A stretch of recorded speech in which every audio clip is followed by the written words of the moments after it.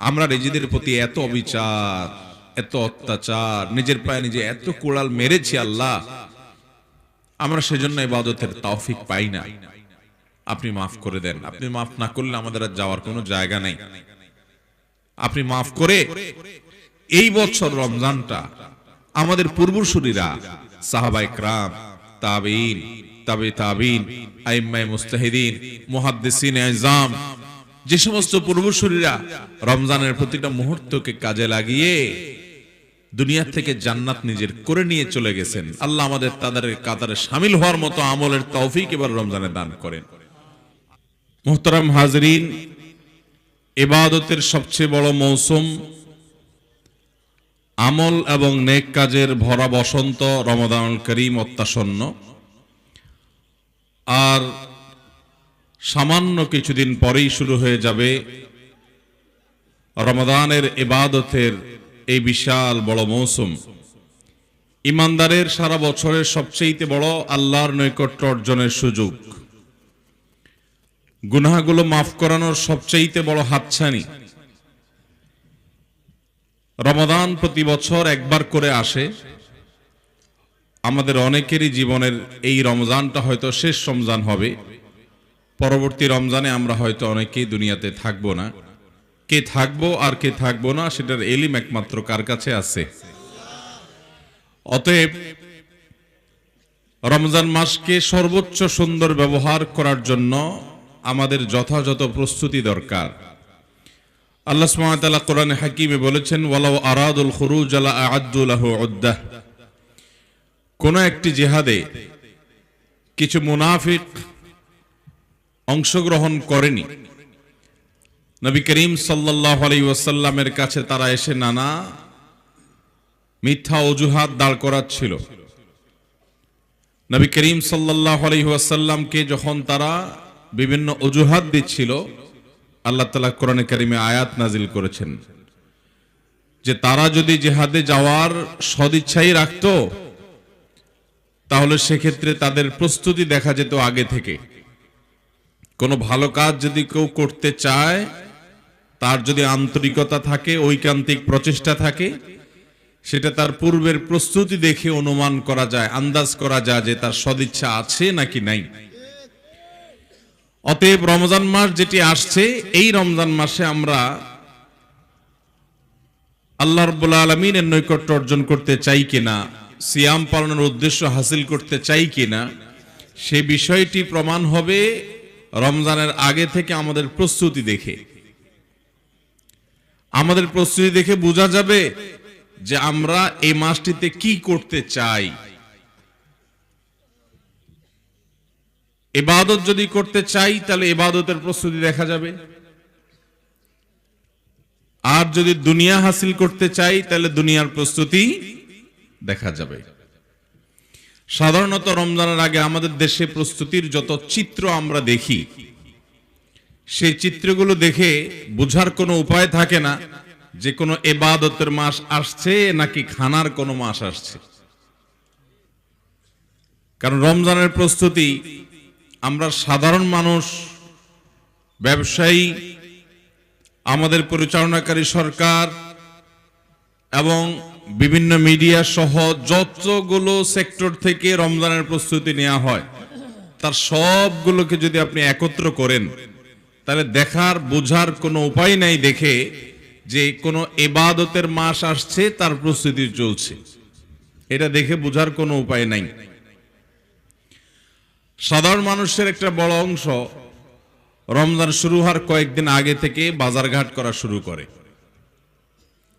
ছোলা, চিনি, বেগুন, বেসম, যত রকমের খাবার আইটেম আছে, অনেকে সেগুলো রমজানের বেশ কয়েকদিন আগে থেকে কেনাকাটা শুরু করে। সারা রমজানে অনেক দাম বেড়ে যেতে পারে, সেজন্য খাবার কিনে কিনে বাসা বাড়ি ভরে ফেলি অনেকে আমরা। এটা হলো আমাদের অনেকের রমজানের প্রস্তুতি। আর অনেক দোকানদার আছেন, বিশেষ করে যারা মুদি দোকানদার, ভোগ্যপণ্যের দোকানদারি যারা করেন, তারা রমজানের যে আইটেমগুলো আছে এগুলো আগে থেকে যেগুলো কেনা আছে সবগুলো তারা পিছনে গুদামজাত করেন, সরায় ফেলেন। চিনির বস্তা, ছোলার বস্তা, খেজুর আগে থেকে কেনা থাকলে সব সরায় রাখেন, কারণ রমজানের দাম বাড়বে। তখন অধিক মুনাফা হাসিলের জন্য বের করে তখন বিক্রি করা হবে। এ হলো দোকানদারদের রমজানের প্রস্তুতি। মিডিয়াগুলোর রমজানের প্রস্তুতি কি? বিভিন্ন টেলিভিশন চ্যানেল রমজানের ঈদের প্রথম দিন তারা কি সিনেমা দেখাবে, পরের দিন কোন নাটক দেখাবে, তারপরের দিন কি অনুষ্ঠান করবে, এগুলো নিয়ে তাদের প্রস্তুতি থাকে। এগুলো তাদের রমজানের প্রস্তুতি। অর্থাৎ আমাদের সমাজের সবার, আমরা সাধারণ ভোক্তা থেকে নিয়ে একেবারে সর্বোচ্চ পর্যায় পর্যন্ত আমাদের সবার প্রস্তুতির দিকে তাকালে বুঝার কোনো উপায় থাকে না যে এটা কি রমজান মাস ইবাদতের মাস আসছে নাকি কোনো ভোগের মাস আসছে। এটা দেখে কোনো বোঝার উপায় থাকে না। মুহতারাম হাজরিন, এটা হলো আজ আমাদের জন্য সবচেয়ে দুঃখজনক অধ্যায়, সবচেয়ে লজ্জাজনক অধ্যায়, যে আমাদের এই সমস্ত প্রস্তুতিগুলো দেখে ইবাদতের কোনো আবহ, নেকামলের কোনো আবহ, কোনো আলামত এটা বোঝা যায় না।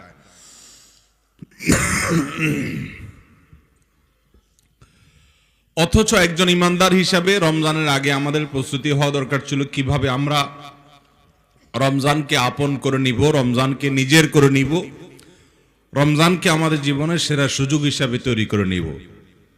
আল্লাহ রাব্বুল আলামিন রমজান মাসের প্রতিটা দিন, প্রতিটা মুহূর্ত, প্রতিটা সময়কে আমাদের সর্বোচ্চ কাজে লাগাবার তৌফিক দান করুন। মুহতারাম হাজরিন, রমজানকে সুন্দর এবং অর্থবহ করার জন্য আমরা 11টি প্রস্তুতির কথা বলবো।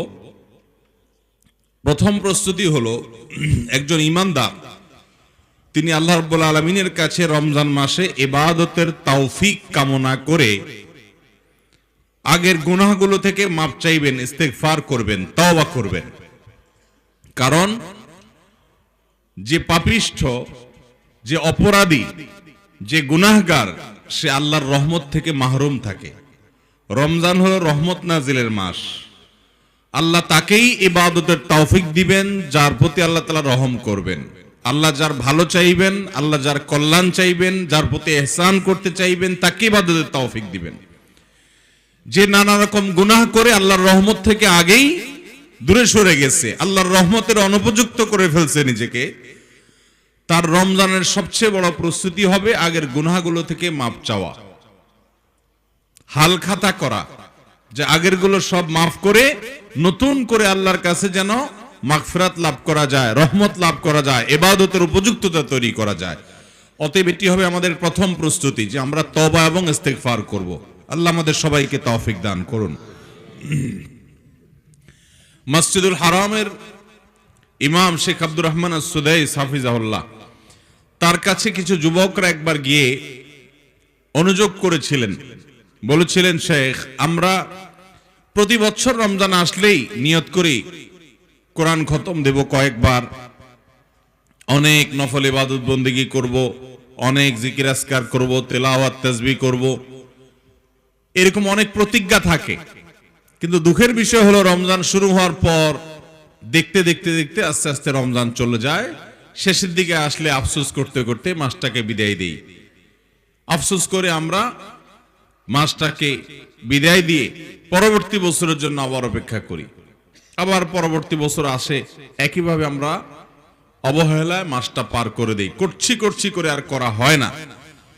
এই ইবাদতের তৌফিক না হওয়ার কারণ কি? তখন তিনি তাদেরকে বলেছিলেন, আমাদের গুনাহগুলো আল্লাহর রহমত প্রাপ্তির ক্ষেত্রে অনেক বড় বাধা। এই জন্য আল্লাহর কাছে ইস্তেগফার এবং তওবা বেশি বেশি করা দরকার, যাতে করে রমজানে ইবাদতের তৌফিক আল্লাহ আমাদেরকে দান করেন। আল্লাহ যদি কাউকে তৌফিক না দান করেন, সে কখনো ইবাদতের তৌফিক পাবে না।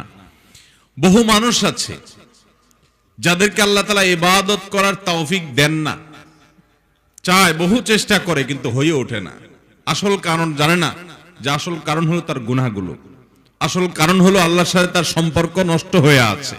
নতুন করে রহমত পাওয়ার উপযুক্ততা তার মধ্যে নাই। এজন্য আমাদের সবচেয়ে বেশি ইস্তেগফার করা দরকার। কোরআনে কারীমের ক্ষেত্রে আল্লাহ রাব্বুল আলামিন বলেছেন যে কিছু মানুষ আছে যারা অহংকার করে, অহমিকা করে, আল্লাহ রাব্বুল আলামিন তাদেরকে কোরআন থেকে দূরে সরিয়ে রাখেন। কোরআন থেকে আল্লাহ তাআলা দূরে সরিয়ে, কোরআনের সংস্রবে আসার তৌফিক তাদেরকে দেন না। হয়তো অনেক সময় ইচ্ছাও হয় কিন্তু সুযোগ হয় না। ইবাদতের সুযোগ না হওয়া, এটা লক্ষণ খুবই খারাপ, এটা আলামত খুবই খারাপ। আল্লাহ রাব্বুল আলামিন জাহান্নামের জন্য তৈরি করছেন এই মানুষগুলোর মার্কা বলেছেন কোরআনে, ওয়ালাকাদ যারা'না লিজাহান্নামা কাসীরাম মিনাল জিন্নি ওয়াল ইনস লাহুম কুলুবুন লা ইয়াফকাহুনা বিহা ওয়া লাহুম আ'য়ুনুন লা ইউবসিরুনা বিহা ওয়া লাহুম আযানুন লা ইয়াসমাউনা বিহা উলাইকা কাল আনআম বাল হুম আদাল।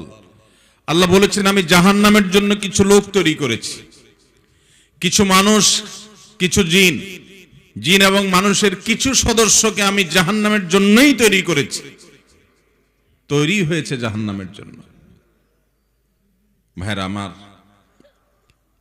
সে হতভাগা মানুষগুলোর আলামত আল্লাহ বলেছেন, তাদের আলামত হলো লাহুম কুলুব, তাদের অন্তর আছে কিন্তু লা ইয়াফকাহুনা বিহা, অন্তর দিয়ে কিছুই অনুধাবন করে না, অন্তর দিয়ে তারা উপলব্ধি করে না, অন্তর কার্যকর না, অন্তরের উপরে গোমরাহির প্রলেপ পড়ে গেছে, গুনাহ করতে করতে করতে করতে। হাদিসে আসছে নবী করিম সাল্লাল্লাহু আলাইহি ওয়াসাল্লাম বলেছেন, যখন মানুষ কোনো গুনাহ করে, আল্লাহর একটা নাফরমানি করে, একটা হারাম কাজ করে, তখন তার কলবের উপরে একটা দাগ পড়ে, আরেকটা যখন করে আরেকটা দাগ পড়ে, এভাবে দাগ পড়তে পড়তে পড়তে একটা আয়না যেরকম অনেকগুলো দাগ পড়তে পড়তে একটা পর্যায়ে ওই আয়না দিয়ে আর চেহারা দেখা যায় না, ভালো মন্দ নিরূপণ করা যায় না, অন্তরের উপরে গুনাহের দাগ পড়তে পড়তে এরকম একটা প্রলেপ পড়ে যায়, পর্দা পড়ে যায়, ওই অন্তর দিয়ে আর ভালো মন্দ পরখ করা, নিরূপণ করার মতো ক্ষমতা থাকে না। এই অন্তর দিয়ে আল্লাহর কালাম থেকে হেদায়েত গ্রহণ করতে পারে না, এই অন্তর দিয়ে ইবাদতের সুযোগটা এটা গ্রহণ করার মতো উপলব্ধি অন্তরে তৈরি হয় না, এই অন্তর মরে যায়, মরা অন্তর। এরকম মরা অন্তরের লোক আমরা অনেকে আছি।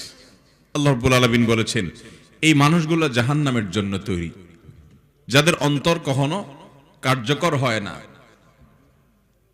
এবং তারা অনেক কিছু দেখে, অনেক কিছু দেখে, দেখেও তাদের এই চোখ দিয়ে তারা সেগুলো থেকে শিক্ষা গ্রহণ করে না, দেখেও না দেখার ভান করে থাকে।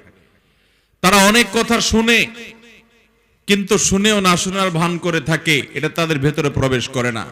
আল্লাহর কত আয়াত তারা শুনে, নবী সাল্লাল্লাহু আলাইহি সাল্লামের কত হাদিস তারা শুনে, জাহান্নামের বিবরণ তারা শুনে, জান্নাতের বিবরণ তারা শুনে, কিন্তু এগুলোর জন্য, জান্নাতের জন্য তারা আগ্রহী হয় না, জাহান্নাম থেকে পানা চাওয়ার জন্য তাদের অন্তর কাঁপে। চতুষ্পদ জন্তুর মধ্যে যেরকম হিতাহিত কোনো জ্ঞান নাই, কিছু মানুষ আছে তাদের মধ্যে এরকম অবস্থা বিরাজ করছে। রমজান আসে আর রমজান চলে যায়, খাওয়া দাওয়া, ফুর্তি, ইফতার, সাহারি, বাজার ঘাট, কেনাকাটা, ঈদ, আনন্দ, বাস রমজান শেষ, কোন প্রকার পরিবর্তন নাই। এরকম ভয়াবহ অবস্থা আজ আমাদের অনেকের মধ্যে বিরাজ করছে। মুহতারাম হাজরিন, আমাদের প্রিয় নবী সাল্লাল্লাহু আলাইহি সাল্লাম, তার সাহাবায়ে কেরাম, আমাদের পূর্বসূরি, আমরা যাদের সন্তান, সেই আসলাফ, তারা রমজান মাস আসলে তাদের কামায়ের মাস, উপার্জনের মাস, 11 মাসে আমলের যে ঘাটতি, ইবাদতের যে ঘাটতি, সেটাকে পোষায় নেওয়ার সবচেয়ে বড় সুযোগ, মৌসুম, সিজন হিসাবে তারা এটাকে গ্রহণ করতেন। কিন্তু আমাদের মধ্যে সেগুলো খুব একটা নাই। আমাদের রমজান মানে হলো বড় জোর রোজা রাখা, ইফতার করা, সাহরি করা, তারাবির নামাজ পড়া, বাস এই 4 কাজের ভিতরে আমাদের রমজান সীমাবদ্ধ। কিছু কিছু আল্লাহর বান্দা একটু কোরআন তেলাওয়াতের তৌফিক পান, আর বাকি বেশিরভাগ সেই তৌফিকও পান না। মুহতারাম হাজরিন, রমজান উপলক্ষে প্রায় 25টি স্পেশাল আমল আছে। কয়টা আমল আছে? 25টা। সেটা আজকে বলবো না, অন্য কোনো মাহফিলে বলবো ইনশাআল্লাহ। শুধুমাত্র রমজানের জন্যই খাস এগুলা, অন্য সময়ের জন্য না। আমরা তো যে 3-4টা আমলের মধ্যেই সীমাবদ্ধ করে ফেলছি। তো রমজান মাস আসার আগে রমজানের প্রস্তুতি হিসাবে আমাদেরকে ইস্তেগফার করতে হবে, তওবা করতে হবে। চোখের পানি আসে না, লক্ষণ খারাপ। ক্যান্সারের রোগীর ক্যান্সার আলামত দেখা গেলে যেরকম ভেতরটা মোচড় দিয়ে উঠে, আল্লাহর ভয়ে চোখের পানি আসে না। জাহান্নামের কথা শুনলেও তেমন কোনো বিহিত হয় না। আল্লাহর পাকড়াওর কথা শুনি, তেমন কোনো পরিবর্তন হয় না। রমজান আসছে, ইবাদতের শিহরণ হয় না। এগুলো লক্ষণ খারাপ। আল্লাহ জাহান্নামের জন্য তৈরি করা মানুষগুলোর লক্ষণ। অন্তরগুলো মরে যায়। আল্লাহ রাব্বুল আলামিন আমাদের অন্তরগুলোকে আল্লাহর ভয়ে প্রকম্পিত করার তৌফিক দান করুন। এই কলবগুলোতে আল্লাহর ভয় যেন আমরা প্রবেশ করাতে পারি, সেই তৌফিক আমাদেরকে দান করুন। ভাইরা আমার, দুনিয়ার মানুষের ভয়, চোর ডাকাতের ভয়, সন্ত্রাসী চাঁদাবাজির ভয়, ছিনতাইকারীর ভয়, অত্যাচারীর ভয়, বিষধর সাপ আর হিংস্র প্রাণীর ভয় আর আল্লাহর ভয় এক না। আল্লাহর ভয় এটা মানুষের অন্তরকে মূলত সুস্থ করে। আল্লাহর ভয় এটা মানুষের অন্তরকে আরো তাজা তরতাজা করে। আল্লাহর ভয় এটা মানুষকে আরো সুখী করে, আরো প্রশান্তি দেয়, আরো তৃপ্তি দেয়। আপনি মানুষের ভয়ে যদি কখনো সন্ত্রস্ত হয়ে কেঁদে থাকেন, তো একটু আল্লাহর ভয়ে চোখের পানি ফেলে দেখেন, আপনার অন্তরটা খুব প্রশান্তি অনুভব হবে, আপনার অন্তরে তৃপ্তি অনুভব হবে। আপনি যদি তাহাজ্জুদে গিয়ে আল্লাহর আযাব পাকড়ার ভয়ে একটু চিৎকার করে, একটু হাওমাও করে যদি কাঁদতে পারেন, দুই হাত তুলে যদি দোয়া করতে পারেন, একটু কাঁদতে পারেন, আপনি দেখবেন আপনি হালকা হয়ে গেছেন। আপনার মধ্যে ভালো লাগা কাজ করবে। আল্লাহর সাথে আপনি কানেক্টেড হয়েছেন, সংযুক্ত হয়েছেন, সেই ফিলটা আসবে, অভাবনীয় এক তৃপ্তি আসবে। সালহাতু সঙ্গে বুদি দিল খারাস, আজ মোদে এক জামানা খাকে বাস। পাথর হয়ে জীবনে বহু সময় তো কাটিয়েছি, আসুন না একটু আল্লাহর কাছে মাটি হয়ে চোখের পানি ফেলে নিজেকে বিনম্র করে কিছু সময় কাটিয়ে দেখি। এই জিন্দেগি অনেক বেশি আনন্দের, অনেক বেশি তৃপ্তির। আল্লাহ আমাদের সবাইকে খাশিয়াতে রব্বানি, আল্লাহর ভয় আমাদের অন্তরে জাগ্রত করার তৌফিক দান করুন। চতুর্পাশে যে আয়োজন ভাইরা, এই আয়োজন হলো জাহান্নামে নেওয়ার আয়োজন। ইবলিস গোটা পৃথিবীতে আজ জাহান্নামী আয়োজন দিয়ে পরিপূর্ণ করে ফেলেছে। আমরা যারা নিজেদেরকে মুসলমান দাবি করি, আমরাও সে সমস্ত আয়োজনগুলোর চক্রান্ত থেকে, ষড়যন্ত্র থেকে, আক্রমণ থেকে আমরা মুক্ত না। একমাত্র আল্লাহ তাআলার কাছে পানাহ চাইতে হবে। রমজান আসছে, আমাদের উচিত প্রতিদিন আল্লাহর সাথে লম্বা সময় নিয়ে কথা বলা, দুহাত তুলে দোয়া করা, চোখের পানি ফেলা, সিজদায় পড়ে যাওয়া, রোনাজারি করা, প্রার্থনা করা, গুনাহ ছাড়ার কসরত করা, তাকওয়া ট্রেনিং নেওয়া, ইবাদত বন্দেগী করা। তাহাজ্জুদ অন্য সময় পড়তে পারি না, রমজানে সাহারি খেতে উঠি, প্রতিদিন চাইলে পড়তে পারি। তাহাজ্জুদের সময় দোয়া কবুল হয়, সারা বছর অনেকে পারি না। সাহারির সময় রমজানে তো অটোমেটিক হয়। কত সম্ভাবনা, কত সুযোগ যে রমজানে আসে, কিন্তু হেলায় হারিয়ে ফেলি, চেষ্টা করা হয় না। এবার রমজানটাকে ব্যতিক্রম রমজান কাটাবো তো ইনশাআল্লাহ। এই জন্য আগে থেকে প্রস্তুতি নিতে হবে। রমজানের 2 দিন 3 দিন আগের কথা না, এগুলো অনেক আগে থেকে প্রস্তুতি নিতে হবে। অতএব প্রথম প্রস্তুতি হলো তওবা এবং ইস্তেগফার। হে আরশে আজিমের মালিক, আমরা অনেক গুনাহ করেছি, অনেক পাপাচার করেছি। আমরা নিজেদের প্রতি এত অবিচার, এত অত্যাচার, নিজের পায়ে নিজে এত কোড়াল মেরেছি আল্লাহ, আমরা সেজন্য ইবাদতের তৌফিক পাই না। আপনি মাফ করে দেন। আপনি মাফ না করলে আমাদের আর যাওয়ার কোনো জায়গা নেই। আপনি মাফ করে এই বছর রমজানটা আমাদের পূর্বসূরীরা, সাহাবায়ে কেরাম, তাবেঈন, তাবে তাবেঈন, আইম্মায়ে মুজতাহিদিন, মুহাদ্দিসিন আযম, যে সমস্ত পূর্বসূরীরা রমজানের প্রতিটা মুহূর্তকে কাজে লাগিয়ে দুনিয়া থেকে জান্নাত নিজের করে নিয়ে চলে গেছেন, আল্লাহ আমাদের তাদের কাতারে শামিল হওয়ার মতো আমলের তৌফিক এবার রমজানে দান করেন। আর এটার জন্য আগের সমস্ত গুনাহগুলো মাফ করে দেন। দোয়া করব তো ইনশাআল্লাহ। এখন থেকে ইস্তেগফার এবং তওবা শুরু করব। এটা হলো রমজানের প্রস্তুতি, যে আল্লাহ আমার শিরক, আমার বড় অপরাধ, আমার ছোট অপরাধ সব মাফ করে দেন। এটা হলো 1 নম্বরের প্রস্তুতি। নাম্বার 2, রমজানের দ্বিতীয় প্রস্তুতি হবে রমজানের ফজিলত এবং মর্যাদা সম্পর্কিত আয়াত এবং হাদিসগুলো জানা, মাসআলা মাসাইলগুলো জানা, এবং আমাদের পূর্বসূরি নবী করিম সাল্লাল্লাহু আলাইহি সাল্লামের রমজান কিভাবে কাটাতেন। ও যে শেষ দশক যখন আসতো, আম্মা জানা আয়েশা রাদিয়াল্লাহু তাআলা বলেছেন, কানান নবী সাল্লাল্লাহু আলাইহি সাল্লাম ইযা দাখালাল আশর, নবী সাল্লাল্লাহু আলাইহি সাল্লাম যখন রমজানের শেষ দশকে প্রবেশ করতেন বা শেষ দশক যখন শুরু হতো তার রমজানে, আহিয়া লাইলাহ, সারা রাত জেগে থাকতেন, ওয়াশাদ্দা মিযজারা, কোমর বেঁধে নিতেন, ওয়াইকাযা আহলা, পরিবারের লোকদেরকে ডেকে তুলতেন, অন্য কোন সময় ডাকতেন না। কারণ এত বিশাল সুযোগ যে এই সুযোগে পরিবারের লোকরা হাতছাড়া করবে তিনি সহ্য করতে পারতেন না। নফল আমলের জন্য অন্য সময় ডাকতেন না, কিন্তু এই সময় সবাইকে ডেকে তুলে দিতেন, এই রকম ইবাদত করতেন। তো আমাদের পূর্বসূরীরা কিভাবে রমজান কাটিয়েছেন, নবী সাল্লাল্লাহু আলাইহি সাল্লাম কিভাবে রমজান কাটিয়েছেন, সেগুলো রমজানের ফজিলত, সিয়ামের ফজিলত, ইবাদত করণীয় কার্যতালিকা এবং এর মর্যাদা, রমজানের মাসাইল শেখা, এগুলো এখন থেকে চর্চা শুরু করা, এটা হলো রমজানের প্রস্তুতি। আপনি যেখানে থাকেন ওই রুমটাতে হাদিসগুলো লিখে টাঙ্গায় রাখেন। আপনি যে অফিসে থাকেন ওখানে হাদিসগুলো লিখে টাঙ্গায় রাখেন। এখন থেকে বারবার নজরে পড়বে, মানসিক প্রস্তুতি শুরু হবে যে হ্যাঁ এবার রমজান ইনশাআল্লাহ বন্দী করব। আমরা অপেক্ষা করি সবাই যে রমজানের চাঁদ উঠুক, চাঁদ উঠছে তো শুরু করব, শুরু করতে করতে 5-7 দিন যায়, আবার শেষে ফিনিশিং এ 5-7 দিন যায়, মাঝখান থেকে আর কিছু হয় না। এই জন্য আগে থেকে আমাদের নিজেদের রিমাইন্ডের জন্য, নিজেদের স্মরণের জন্য এই হাদিসগুলো লিখে রাখবো। ইসলামের 5 রকনের মধ্যে ইমানের পর সবচেয়ে গুরুত্বপূর্ণ রকন হলো 5 ওয়াক্ত নামাজ। কিন্তু এত বেশি ফজিলত রোজার সম্পর্কে আর রমজান সম্পর্কে নবী করিম সাল্লাল্লাহু আলাইহি সাল্লামের হাদিসে বর্ণিত হয়েছে যে নামাজ রমজানের রোজার চাইতে আরো 1 ডিগ্রি উপরে, যাকাতের চাইতে গুরুত্বপূর্ণ বিষয়।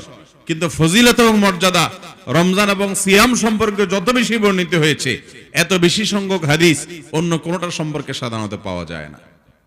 এবং এটা বান্দার জন্য সুপারিশ করবে কিয়ামতের ময়দানে। এই ফজিলতগুলো যখন যত বেশি জানবো রমজানের আগে থেকে, তখন রমজানে আমলের আগ্রহ এবং জজবা তৈরি হবে। আমরা রমজান শুরু হলে এবার তালিম করি, ফজিলত শুনি, ফজিলত শুনতে শুনতে 5-10 দিন 15 দিন যায়, করতে রমজান চলে যায়। যে আগে থেকে প্রস্তুতি হিসাবে ফজিলতগুলো জানা, মাসলাগুলো জানা, আকাবের আসলাফের পূর্বসূরি মাশায়েখের আইম্মায়ে আযমের তাদের যে রমজান ছিল সেগুলো দেখা। আল্লাহ আমাদেরকে তৌফিক দান করুন। তাহলে এটা হলো দ্বিতীয় প্রস্তুতি, যে আমাদের পূর্বসূরীদের রমজান, বিশেষ করে নবী করিম সাল্লাল্লাহু আলাইহি সাল্লাম সাহাবীদের রমজান কেমন ছিল সে সম্পর্কে পড়াশোনা করা, ঘাটা, এবং এই বিষয়ে অনেক বইও আছে সেগুলো পড়া যেতে পারে, এবং রমজানের ফজিলত এবং মাসাইল এগুলো আগে থেকে শেখা। নাম্বার 3, রমজানের প্রস্তুতির অংশ হিসেবে গুনাহ মাফের জন্য আজম করা, প্রতিজ্ঞা করা। গুনাহ মাফের জন্য যে এইবারের রমজানের সুযোগটা পায়া সারা বছরের গুনাহগুলো আমি মাফ করাবো আল্লাহর কাছ থেকে, নাজাত নিজের করে নিব, রহমত নিজের করে নিব, এরকম প্রতিজ্ঞা মনে মনে পাক্কা ইরাদা করা এবং পাক্কা প্রতিজ্ঞা করা রমজানের আগে। এখন থেকে প্রতিজ্ঞাটা করা যে এইবারের রমজানটাকে আমি অন্য রমজানের মতো কাটাবো না, প্রতিজ্ঞা করা। নাম্বার 4, আগের বছরের কোন রমজানের রোজা কাজা থাকলে সেটা এই বছর রমজানের আগে রেখে ফেলা। আম্মাজান আয়েশা রাদিয়াল্লাহু তাআলা আনহা তার যে ভাঙতি রোজা ছিল, মেয়েলিক কারণে যেগুলো ভাঙতি পড়তো, সেগুলো শাবান মাসে রেখে ফেলতেন। সারা বছর রাখতে পারতেন না। কেন? কারণ নবী সাল্লাল্লাহু আলাইহি সাল্লাম তার সাথে থাকতেন, তার হক আদায় করার প্রয়োজন থাকতে পারে, সেজন্য রাখতেন না। কিন্তু শাবান মাসে নবী সাল্লাল্লাহু আলাইহি সাল্লাম পুরো মাস প্রায় নফল রোজা রাখতেন, শেষের কয়েকটা দিন বাদে। এই জন্য এই সুযোগে তিনি তার আগের বছরের ভাঙতি রোজা রেখে ফেলতেন। এই জন্য আমাদের আগের কোন ভাঙতি রোজা কারো থাকলে, মহিলাদের মেয়েলি কারণে হোক, পুরুষদের অসুস্থতার কারণে বা সফরের কারণে হোক, সেগুলো শাবানের মধ্যে রেখে ফেলা, এটা রমজানের প্রস্তুতির অংশ। নাম্বার 4, অন্তরকে বিশেষভাবে হিংসা, বিদ্বেষ মানুষের প্রতি এবং শিরক থেকে পরিচ্ছন্ন করা, এটা রমজানের প্রস্তুতির অংশ। কারণ আল্লাহ রাব্বুল আলামিন সাধারণ ক্ষমা যে করেন, এটা সাধারণত হিংসুক, শিরকে লিপ্ত এই মানুষগুলোকে এর আওতা রাখেন না। এই জন্য রমজানের প্রতিদিন আল্লাহ বহু মানুষকে মাফ করেন। হাদিসে আসছে নবী করিম সাল্লাল্লাহু আলাইহি সাল্লাম বলেছেন, ওয়ালিল্লাহি উতাকাউ মিনান নার ওয়া যালিকা ফি কুল্লি লাইলা। রমজানে প্রতিদিন আল্লাহ তাআলা অগণিত মানুষকে জাহান্নাম থেকে মুক্তির ঘোষণা জারি করেন, পরওয়ানা দেন, এবং সেটা প্রত্যেক রাতে হয়। এই ঘোষণাটা যেন আমি যেন এর মধ্যে ঢুকতে পারি, আমার নামটা যেন ওই তালিকায় ঢুকে যায়, এই জন্য আমাকে শিরক এবং হিংসা থেকে মুক্ত হইতে হবে। আমার আশেপাশে প্রতিবেশী, পাড়ার বন্ধু বান্ধব, পরিচিত অপরিচিত, আত্মীয় স্বজন, এমন কোন মানুষ আছে কিনা যার প্রতি আমার বিদ্বেষ আছে, হিংসা আছে, শত্রুতা আছে, তাহলে মনটাকে পরিষ্কার করে দিতে হবে আল্লাহর জন্য, একদম তার জন্য দোয়া করতে হবে, তাকে আপন করে তার প্রতি সকল হিংসা এটা থেকে পরিচ্ছন্ন করে দিতে হবে নিজেকে, শিরক থেকে মুক্ত থাকতে হবে। তাহলে ইনশাআল্লাহ সাধারণ ক্ষমার আওতায় পড়া যাবে। রমজানের সেই সুযোগটা পাওয়ার জন্য এখন থেকে এই ক্লিনিং অপারেশন চালানো নিজের প্রতি। এটা হলো 5 নম্বরের প্রস্তুতি। নাম্বার 6, যোগাযোগের, সামাজিক যোগাযোগের যে মাধ্যমগুলো আছে এগুলোকে নিয়ন্ত্রণ করা। আজকের যুগে এগুলোকে নিয়ন্ত্রণ করা ছাড়া রমজানকে সঠিকভাবে কাজে লাগানো সম্ভব না। ফেসবুক, ইউটিউব, যে সমস্ত সোশ্যাল মিডিয়ার অ্যাক্টিভিটিস, অতিরিক্ত অ্যাক্টিভিটিস এবং এগুলার এডিকশন বা নেশা, আসক্তি আমাদেরকে ইবাদত বন্দেগী করতে দেয় না। এগুলোর ব্যাপারে আগে থেকে প্রস্তুতি নেওয়া, যে আমি এগুলোকে হয় বন্ধ করে ফেলবো, গোটা অ্যাপ আনইনস্টল করে ফেলবো অন্তত এই মাসটার জন্য, আর না হয় এগুলোর ব্যবহারের ব্যাপারে আমি টাইম ঠিক করে ফেলবো, যে যাই হোক আমি এই টাইমের বাইরে এই অ্যাপগুলো খুলবো না, পাক্কা প্রতিজ্ঞা করে কাজ শুরু করে দেওয়া। চেষ্টা করা যাবে না ইনশাআল্লাহ? আল্লাহ আমাদেরকে তৌফিক দান করুন। নাম্বার 7, গত বছরের রমজানে কোন কোন সমস্যার কারণে আমার ইবাদত হয় নাই, এটা খুঁজে বের করতে হবে। এটা রমজানের প্রস্তুতির অংশ।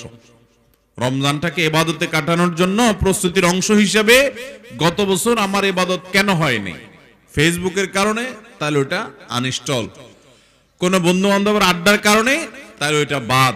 রমজানে কোনো খেলাধুলা ছিল, তাহলে এবার থাকলে সেটা থেকে মুক্ত থাকার জন্য আগে ভাগে নিয়ত। ঈদের কেনাকাটা বা অন্য কোনো ব্যস্ততার কারণে আমার ইবাদত হয় নাই, তাহলে এই বছর সেটা যেন আগে থেকে সেরে ফেলা যায়। ঈদের ঝামেলা আগে থেকে সেরে ফেললাম, রমজানে কোনো ঈদের কেনাকাটা নাই, কোনো ঝামেলা নাই, আগে ভাগে সেরে ফেললাম। এইভাবে প্রতিজ্ঞা করে করে গত বছরের সমস্যাগুলোকে চিহ্নিত করা, নোট করা যে কি কি ছিল, তাহলে এই বছর যেন সেগুলোর পুনরাবৃত্তি না হয়, আগে থেকে সেটা প্ল্যান পরিকল্পনা করা। আর না হলে ওই গত বছর যা ছিল এই বছর রমজান আসার পর দেখবেন একই সমস্যা এসে দাঁড়ায় গেছে। এগুলাকে সংশোধন করা, ঠিক করা যাবে না, এবং মাহরুম থেকে যাব, দেখতে দেখতে রমজান চলে যাবে, একটু আফসোস করে বিদায় করে দেব। এরপরে 9 নম্বর, 8 নম্বর হলো রমজানে যে সমস্ত আমলগুলো করব শাবান মাস থেকে সেগুলো রিহার্সেল শুরু করা। রিহার্সেল মানে কি? সেগুলোর জন্য প্রস্তুতিমূলক চর্চা শুরু করে দেওয়া। প্রস্তুতিমূলক চর্চা, যেমন রমজানে আপনি সিয়াম পালন করবেন, রোজা রাখবেন, তো শাবান থেকে রোজা শুরু করে দেন, নফল রোজা।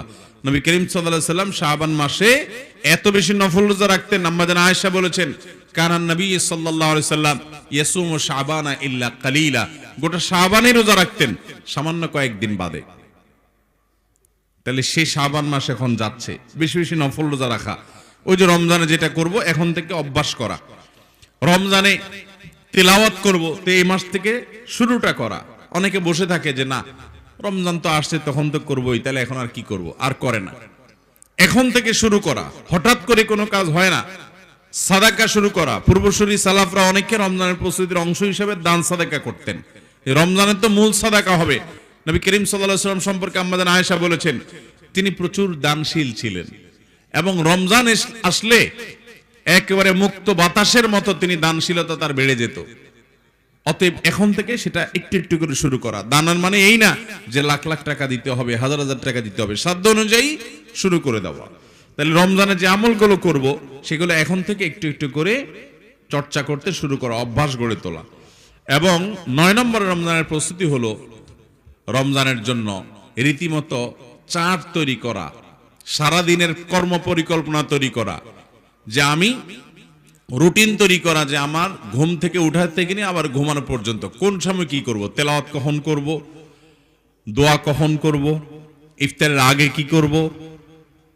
আমাদের ইবাদতের সময়গুলো সব শয়তান নানান ব্যস্ততা নষ্ট করে। ইফতারের প্রস্তুতিতে দেখবেন সবাই আমরা ব্যস্ত, মহিলারা ইফতার বানাতে বানাতে ব্যস্ত, আর আমরা ইফতার খাইতে খাইতে কাহিল। ইফতার গোছাইতে গোছাইতে, খাচ্ছি খাবো করে হাত গোছাইতে গোছাইতে একটা গুরুত্বপূর্ণ সময়, আল্লাহর দিকে রুজু হওয়ার সময়, কোন কোন হাদিসে ইফতারের সময় দোয়া কবুলের কথা বলা আছে, এসব ভুলে গিয়ে আমরা শুধুমাত্র ইফতারের আয়োজন নিয়ে ব্যস্ত থাকি।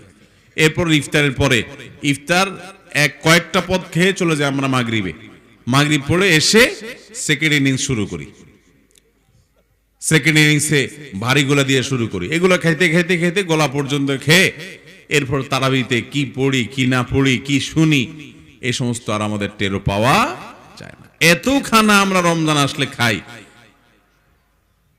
যে আমাদের বাণিজ্য মন্ত্রণালয়ের দায়িত্বে যারা যখন থাকে, এই বেচারাদের অবস্থা নাজেহাল হয়ে যায় রমজানের আগে, যে মন্ত্রিত্ব থাকবে না থাকবে না, চাকরি থাকবে না থাকবে না। কারণ পাবলিক এমন খাওয়া খাবে যে বাজার নিয়ন্ত্রণ করার জন্য অতিরিক্ত আমদানি করেও কুলানো যায় না। কেন? রমজান উপলক্ষে কি বাংলাদেশে মানুষ বেড়ে যায়? বাড়ে না, কিন্তু খাই আমরা, এসা খানা খাই। আবার খাওয়ার জন্য একটা হাদিস, জাল হাদিস বানায় নিয়েছি যে রমজানে খানার কোনো হিসাব নাই, খাবে তো খাবে, আবার একটা জাল হাদিস বানায় নিয়েছে যে রমজানে খানার কোনো হিসাব নাই, খাও। মেহমান দাওয়াত দেয়, ব্যয় হিসাবে দাওয়াত দেয়, দিয়া রোজার মাসে খাওয়ায়, ব্যয় হিসাবে ডায়াবেটিস বলে ইফতার, তো ইফতার খাইলে কিছু হবে না। ইফতার মানে নাস্তা, ইফতার মানে কি? নাস্তা। আপনি সারা বছর নাস্তায় কয়টা আইটেম খান বলেন? রুটি আর বাজি খান। আর যদি খুব বেশি পয়সা আলা হন তাহলে তার সাথে একটা ডিম পোস্ট খান, একটু গোশত থাকে, এক কাপ চা খান, এই তো আপনার নাস্তা। আর রমজানে যেটা আমরা ইফতার করি ওইটাই ইফতার, ফতুর থেকে ওইটা নাস্তা। যেটা বছরে অন্য সময় সারা রাত ক্ষুধার্ত থাকার পরে সকালে খান, এটা সারাদিন ক্ষুধার্ত থাকার পর সন্ধ্যা খান, এই হলো বেশ কম। ফতুর নাস্তা, ওইটাও নাস্তা, ইফতারও নাস্তা, একই জিনিস। কিন্তু রমজানে ইফতারিতে যে একেবারে গরিব তারও কয় আইটেম থাকে? 500 আইটেমের নিচে কোনো ইফতার হয়? আর যে বড় লোক তার তো কোনো হিসাব নিকাশই নেই। তো খাওয়াটা তো হালাল খানা খাইলে সেটা তো হারাম না, কিন্তু খানা যেন আমাদের ইবাদতের সবকিছুকে ধ্বংস করে না দেয়। শয়তান আমাদেরকে এর মধ্যে ডুবায় রাখে। এই জন্য প্ল্যান তৈরি করা যে আমরা এবারের রমজানের ইবাদতের সুবিধার জন্য এই পরিকল্পনা করব। ভাজা পোড়া খেয়ে পেটে বুটবাট ফুটপাট হয়, ইবাদত আর হয় না, তাহলে কমায় দিব। অতিরিক্ত খাওয়ার কারণে ইবাদত হয় না, তাহলে কমায় দিব। যেটা আমার ইবাদতে বাধা হয় ওইটাকে অপারেশন করে ফেলে দিব। এই জন্য পরিকল্পনা করতে হবে। এটা হলো 9 নম্বরের প্রস্তুতি, রুটিন তৈরি করা। রুটিন, আমি তেলাওয়াত কখন করব, এই টাইমে করব। গুল মিস হলে এই টাইমে আমার তেলাওয়াত মিস হতে পারবে না। আমি এই টাইমে একটা হাদিস পড়বো, আমি এই টাইমে একটু জিকির করব, আমি এই টাইমে একটু দোয়া করব, এই টাইমে একটু রোনাজারি করব। পরিকল্পনা আগে থেকে করা। এরপরে 10 নম্বর রমজানের প্রস্তুতি হলো শাবানের শেষের দিনে, 29শে শাবান অথবা 30শে শাবানে রমজানের চাঁদ দেখা। কিসের চাঁদ দেখা? এই আমলটা এখন আছে না চলে গেছে? কই আছে? আমরা ছোটবেলায় যেরকম দেখছি যে গ্রামের সব মানুষ মিলে পশ্চিম আকাশে চাঁদ খুঁজতো, চাঁদ তালাশ করত। এখন তালাশ করে ফেসবুকে। রমজানের চাঁদ খোঁজে কোথায়? ফেসবুকে, যে চাঁদ উঠছে কিনা। চাঁদ তালাশ করে সুন্নত আকাশে, আর আমরা খুঁজি কোথায়? ফেসবুকে। আমরা মনে করি চাঁদ দেখার জন্য একটা সরকারি অথরিটি আছে, জাতীয় হেলাল কমিটি আছে, তারা তো দেখতেছে। অথচ আমরা যদি চাঁদ না দেখি তারা সংবাদ কোত্থেকে দিবে? এজন্য চাঁদ দেখার এই সুন্নতটা হারিয়ে গেছে, এটা বিদায় হয়ে গেছে। এটাকে নতুন করে জিন্দা করতে হবে। নবী করিম সাল্লাল্লাহু আলাইহি ওয়াসাল্লাম বলেছেন, সুমু লিরুইয়াতিহি ওয়া আফতিরু লিরুইয়াতিহি, তোমরা চাঁদ দেখে রোজা শুরু করো, আবার চাঁদ দেখে ঈদ করো। এজন্য চাঁদ আপনি যদি দেখতে নাও পান, এখন তো বেশিরভাগ চোখের রোগী আমরা, দেখতে পাই না, তারপরেও পশ্চিম আকাশে আপনি তালাশ করেন, চেষ্টাটা করেন, যদি দেখতে পান তাহলে দোয়া পড়বেন, আল্লাহুম্মা আহিল্লাহু আলাইনা বিল ইয়ুমনি ওয়াল ঈমান ওয়াস সালামাতি ওয়াল ইসলাম রব্বি ওয়া রাব্বুকাল্লাহ। চাঁদ দেখে দোয়া পড়েন। আর যদি চাঁদ দেখতে না পান তো অন্তত চেষ্টা যে করছেন এর কারণে আপনার আমলনামাতে সওয়াব লেখা হবে ইনশাআল্লাহ। এই জন্য এই প্রস্তুতিটাও আমরা নেব, রমজানের প্রস্তুতি হিসাবে শাবানের শেষের দিন চাঁদ দেখব, ওই হেলাল কমিটির দিকে চায় থাকবো না, নিজে থেকে চাঁদ তালাশ করব, চেষ্টা তো অন্তত করবো ইনশাআল্লাহ। 11 নম্বর এবং সর্বশেষ রমজানের প্রস্তুতি হলো আল্লাহর কাছে তাওফিক চেয়ে আলাদা করে দোয়া করা, আলাদা করে দোয়া করা। প্রথমটা বলছি ইস্তেগফার করা, গুনাহ মাপ চাওয়া যাতে করে তাওফিক হয়, আর শেষেরটা হলো আল্লাহর কাছে আলাদা করে দোয়া করা, আল্লাহ এবারের রমজানে তুমি আমাকে 2-4 বার কোরআনটা পড়ে শেষ করার তৌফিক দাও, তোমার রাসূলের জীবনীটা একবার পড়ে শেষ করার তৌফিক দাও, আমাকে প্রতিদিন রাতে ভোর রাতে দোয়ার তৌফিক দাও, ইফতারের আগে দোয়ার তৌফিক দাও, গুনাহমুক্ত রমজান কাটাবার তৌফিক দাও। আগে থেকে এই দোয়াগুলো কামনা করে নেওয়া, চেয়ে নেওয়া, এই দোয়াগুলো চেয়ে নেওয়া, আল্লাহর কাছে নিবেদন করা। এই দোয়াগুলো নিবেদন যদি করি, এই দোয়াগুলো যদি পেশ করতে থাকি, সেটা রমজানের প্রস্তুতি হবে। আমি আবারও এক নজরে বলছি, প্রথম কাজ হলো তওবা ইস্তেগফার করা রমজান উপলক্ষে। দ্বিতীয় কাজ হলো রমজানের ফজিলতগুলো জানা, শেখা, লিখে রাখা, মাসাইলগুলো জানা এবং পূর্বসূরীদের রমজান কেমন কাটিয়েছেন সে সম্পর্কে জানা। তৃতীয়ত হলো রমজানে এবার আমি আমল করবই, তার জন্য আগে থেকে নিয়ত পাক্কা করা। 4 নম্বর হলো আগের বছরের রমজানের কাজা বাকি থাকলে সেগুলো শেষ করা। 5 নম্বর হলো অন্তরকে হিংসা এবং শিরক থেকে মুক্ত করা, কারণ এগুলো থাকলে আল্লাহ তাআলার সাধারণ ক্ষমা পাওয়া যায় না। রমজানের প্রতিদিন অগণিত মানুষকে আল্লাহ তাআলা ঘোষণা দেন, পরোয়ানা দেন যে জাহান্নাম থেকে এরা মুক্ত, এরা মুক্ত, এরা মুক্ত। এগুলো থেকে হিংসুক, মানুষের পিছে লাগালাগি করে, শত্রুতা করে এবং শিরকের লিপ্ত এই মানুষগুলো এগুলোর আওতায় পড়ে না সাধারণত, মুশরিক এবং মুশাহিন। এই জন্য সেগুলো থেকে নিজেকে পরিচ্ছন্ন করা যাতে রমজানের সাধারণ ক্ষমার মধ্যে পড়া যায়। এবং 6 নম্বরের প্রস্তুতির অংশ হিসাবে ফেসবুক ইত্যাদি সহ সোশ্যাল মিডিয়া, মোবাইলের আসক্তি, এগুলোকে নিয়ন্ত্রণ করার ব্যবস্থা করা, হয় টোটাল বন্ধ করে ফেলা, আর না হলে টাইম লিমিটে নিয়ে আসা যে এর বাইরে আমি এগুলো ব্যবহার করব না।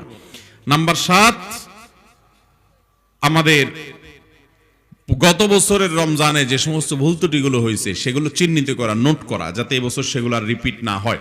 8 নম্বর হলো রমজানে যে আমলগুলো করব পরিকল্পনা করছি, রমজানে 25টা বিশেষ আমল আছে, 25টা। আমরা ইনশাআল্লাহ সেগুলো অন্য কোনো মাহফিলে দেখি, আগামীকাল মাহফিলে সম্ভব হলে বলবো। সেই 25টা মাহফিল আপনার রমজানের বিশেষ আমল, সেগুলোর যেগুলো সম্ভব এখন থেকে শুরুটা করা, অভ্যাসটা গড়ে তোলা, তামরিন করা, চর্চা করা, রিহার্সাল করা। 9 নম্বর হলো রুটিন তৈরি করা, যে রমজানের সকাল থেকে রাত পর্যন্ত আমি কিভাবে সময় কাটাবো, কখন কোন আমল করব, রুটিন লিখে ফেলা। এবং 10 নম্বর হলো শাবানের শেষ দিন রমজানের চাঁদ দেখা। 11 নম্বর হলো রমজানে ইবাদত এবং আমলের জন্য তৌফিক হয়, সেজন্য এখন থেকে দোয়া শুরু করা। আল্লাহ তাআলা আমাদেরকে 11টা প্রস্তুতি সবগুলো করার তৌফিক দান করুন। তাহলে আশা করা যায় আমরা একটা অর্থবহ সার্থক রমজান অতিবাহিত করতে পারবো, যেই রমজান আমার জীবনে একটা ছাপ ফেলে রেখে যাবে, যে ছাপ আমাকে গুনাহ থেকে মুক্ত করে জান্নাতি হওয়া, আল্লাহর নৈকট্য লাভ করার তৌফিক দান করবে। চেষ্টা করবো তো ইনশাআল্লাহ সবাই। আল্লাহ আমাদের সবাইকে আমলের তৌফিক দান করুন। আযা মা ইনদি ওয়াল ইলমুল্লাহ ইনদাল্লাহ ওয়া জাযাকুমুল্লাহু খায়রা।